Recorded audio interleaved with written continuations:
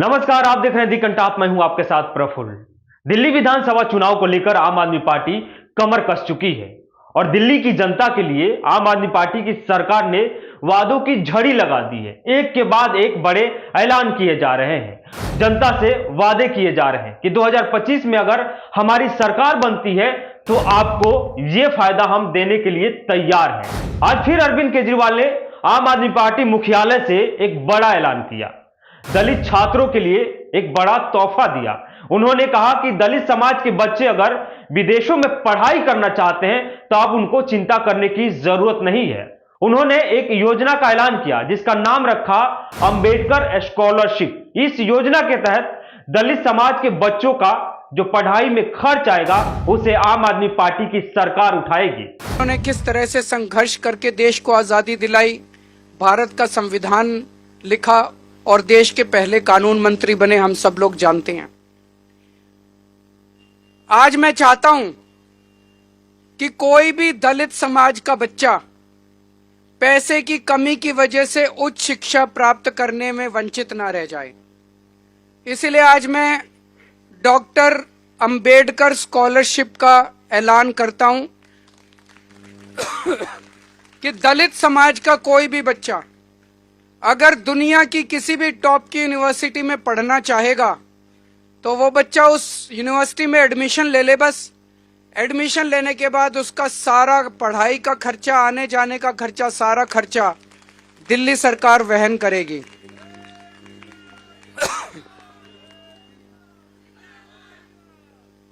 जिस तरह से बाबा साहब अंबेडकर ने विदेशों में पढ़ाई करके एक नहीं दो डबल पीएचडी करी, दो डॉक्टरेट हासिल की और उन यूनिवर्सिटी से की, कोलंबिया यूनिवर्सिटी और लंदन स्कूल ऑफ इकोनॉमिक्स, जिसमें आज की डेट में भी एडमिशन लेना भी बड़ा मुश्किल है और उनको पैसे की किल्लत हुई।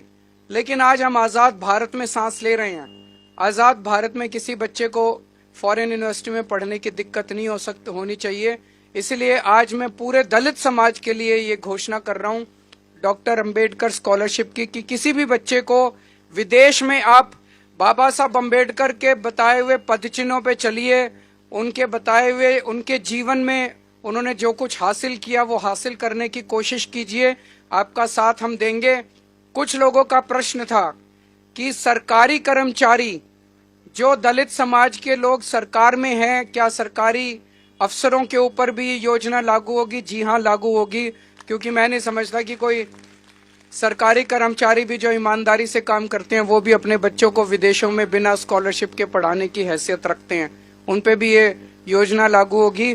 तो उन्होंने जो भारतीय जनता पार्टी ने और अमित शाह जी ने उनका मजाक उड़ाया, उसका जवाब आज हम इस योजना से पूरे दलित समाज के लिए दे रहे हैं। अरविंद केजरीवाल ने आगे यह भी कहा कि दलित समाज के बच्चे अगर दुनिया की किसी भी टॉप यूनिवर्सिटी में पढ़ना चाहते हैं तो वो जा सकते हैं। उसके लिए अब उनको सोचने की जरूरत नहीं है, क्योंकि उनके लिए अब आम आदमी पार्टी उनका खर्च उठाने के लिए तैयार है। तो अब यह बड़ा ऐलान था अरविंद केजरीवाल का दलित समाज के लिए। और यही दूसरी खबर बताते हैं आपको। इससे पहले उन्होंने महिला सम्मान योजना का ऐलान किया था, जिसमें महिलाओं को 1,000 रुपया मासिक मिलता था, उसे बढ़ाकर 2,100 रुपये कर दिए। उसके बाद बुजुर्गों के लिए एक बड़ा ऐलान किया उन्होंने, यानी संजीवनी योजना ऐलान। इन दोनों योजनाओं के लिए अब रजिस्ट्रेशन का कार्य शुरू होगा।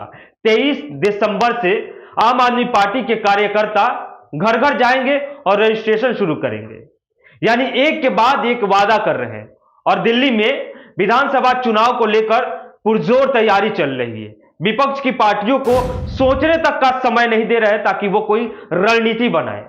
भारतीय जनता पार्टी अभी उम्मीदवारों को लेकर मंथन कर रही है। वहीं कांग्रेस पार्टी 21 उम्मीदवारों को चुनावी मैदान में उतार दी है और दूसरे लिस्ट की तैयारी कर रही है कि आखिर आम आदमी पार्टी को चुनौती कैसे दी जाए। दिल्ली में सरकार बनाने की क्या रणनीति बनाई जाए जिससे आम आदमी पार्टी को पटखनी दी जा सके। कि हमारी माताएं बहनें कितनी मेहनत करती हैं,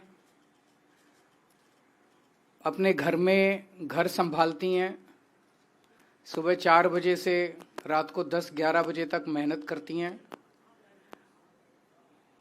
बच्चे जो देश का भविष्य हैं, उन बच्चों को अच्छे संस्कार दे के पालती पोसती हैं। और उनमें से कई माताएं बहनें हैं जो बाहर जाके नौकरी भी करती हैं,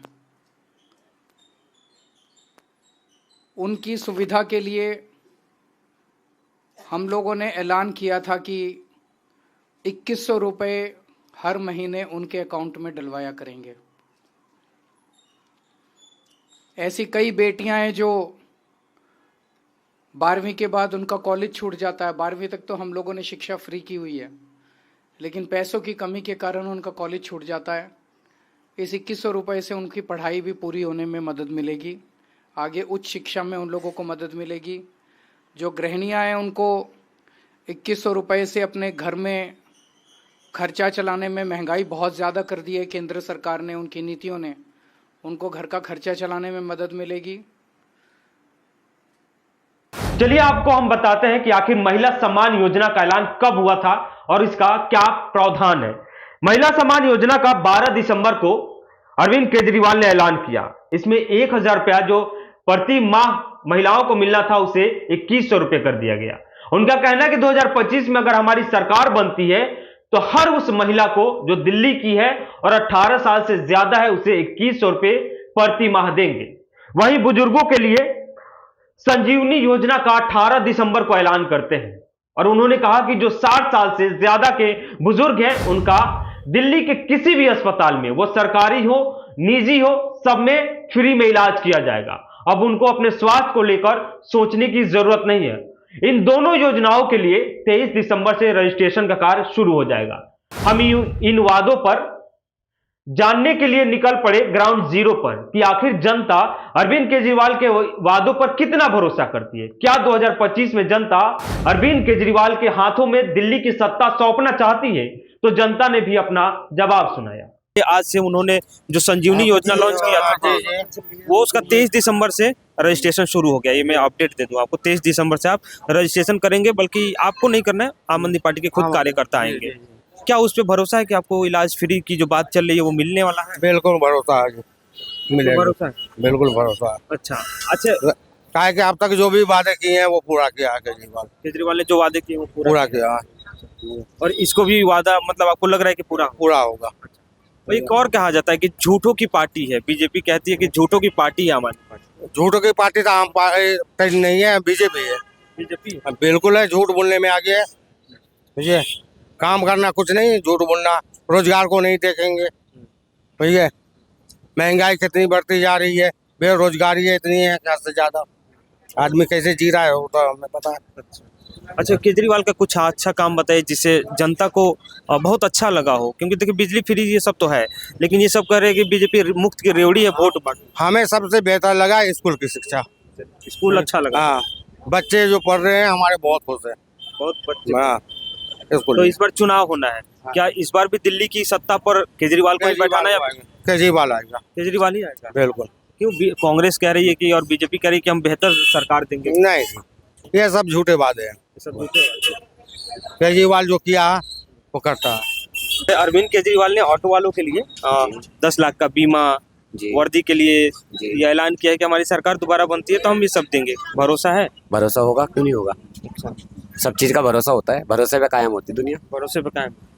पिछली बार सरकार बनी थी तो बहुत से वादे किए गए थे, ऑटो वालों की ही बदौलत सरकार। जो चीज के वादे करे थे तो वो चीज तो मेरे सामने है अभी भी। बिजली बिल का बोला था हाफ, और स्कूल का वो तो है। और दिल्ली में चुनाव होना है, नेताजी लोग आ रहे होंगे। केजरीवाल ने बहुत वादे किए। भरोसा है उन वादों पे? सही है, आम का भरोसा है, काम करेंगे, करेंगे, सही करें। सही कर रहे हैं। तो इस बार चुनाव होना है, दिल्ली की सत्ता पे किसको बैठाना? उन्हीं को भी नहीं बैठाना चाहिए, उन्हीं को बैठाना। तो ये रही आज की खबर कि दिल्ली में विधानसभा चुनाव है और पुरजोर तैयारी चल रही है और एक के बाद एक वादे किए जा रहे हैं। अब जनता कितना भरोसा करती है ये आने वाला चुनाव पर भी निर्भर करता है। भले ही आम आदमी पार्टी के फेवर में जनता ने अपना अभी तक फैसला सुनाया हो, लेकिन मतदान के दिन ईवीएम पर किसके नाम पर और किसके चुनाव चिन्ह पर जनता वोटिंग करती है, बटन दबाती है, ये फरवरी में होने वाले चुनाव के दिन तय हो जाएगा। तो बने रहिए आप हमारे साथ, दिल्ली विधानसभा से जुड़ी हर खबर आप तक पहुंचाते रहेंगे। आप क्या सोचते हैं इस वीडियो पे हमें अपनी राय जरूर दीजिएगा।